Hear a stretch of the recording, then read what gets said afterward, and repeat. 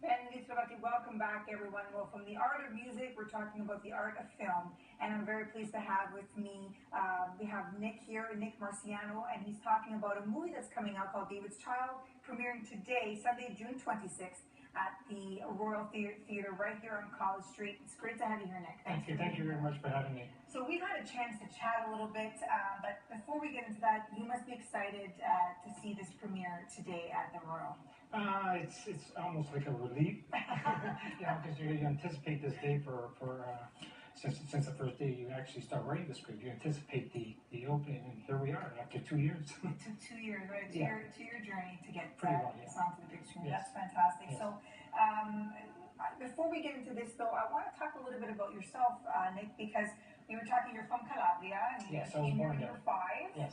And I was asking you, had you studied this? Was this something? And you said, no, this is something that kind of came to you. This journey that you started on. Yes, I mean, I never went to film school. I never grew up thinking that this is what I would be doing. It just sort of happened. You got this creative visions all the time. You go to sleep, you see these visions. You wake up, you see these visions, and then you say, you know what?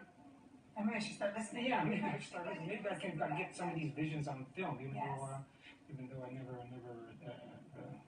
took that course. Yes. So you're a screenwriter. You're a screenwriter. You're an independent screenwriter, filmmaker, producer, and all that. So when what are some of the things you like to tell the story about? I like to take the audience for a ride if possible.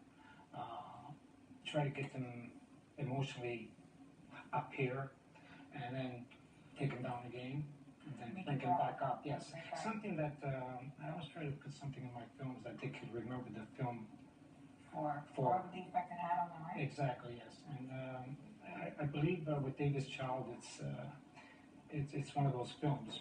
Well, you talked to me a little bit about David's Child, and it sounds like a very emotional, deep movie that we are about to see today at the Royal. Can you talk to me about it's the message or what's happening in the movie a little bit? It's basically about a man named David Turner, and he's a good man, very moral, very righteous. And his child, unfortunately, dies in a car accident. But because he's such a good man, God decides to replace that child with an angel, although he doesn't know that. Yes. And then 7 years later, David Turner submits to temptation, and God has no choice but to take the child away from him. So it's his struggle to understand, and his struggle to get the child back from God. It's a very deep movie and a very deep message that you have there as well, right? We talked a little bit about this, and I was saying that sometimes when we take on a course and we go down a road, is it something that we ourselves are kind of struggling with or dealing with, and you were saying that sometimes you're not necessarily sure why this message was as you as an outlet to come out. Well, no, I mean you don't really know. Like again with David's Child, there's a lot of things that happen in this film that people can relate to. When we're young and foolish, we do foolish things,